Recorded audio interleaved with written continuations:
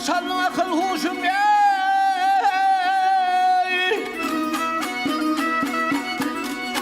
Gel aman aman huşum ey. Yüzülmüş yüzümde haliki yanayın o yandan.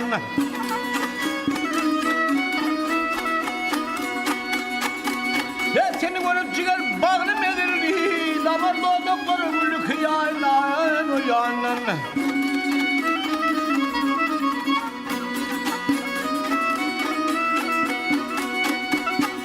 Ey bahar yerde şeyda verilmez olur.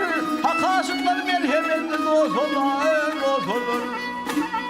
Ağaç var yetirse başı bez olur. Eymenin ırtı kadın aldık ey o yandan. Ha.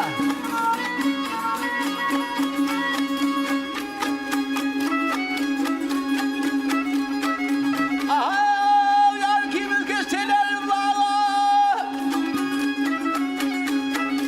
Aman aman bu bağla. Şekradın ne gözlerden kırala kırala.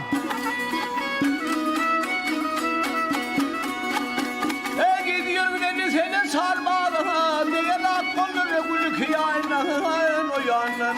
Ha vallahi mecnana ne dedim.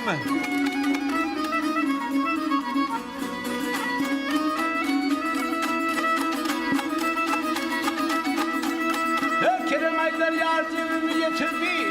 Fiilimiz gelin zanını götürdü. Görközün cemalın bizi kurtardı. Kara çırnaşların dedik o yandan.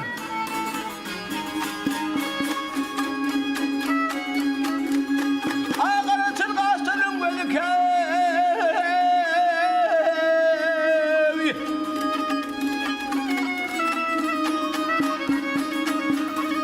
o yandan.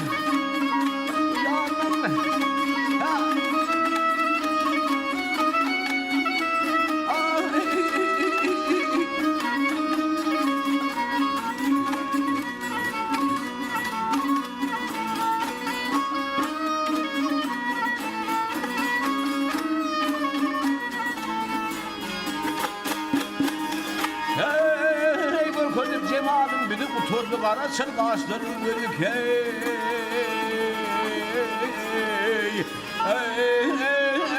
o yandan.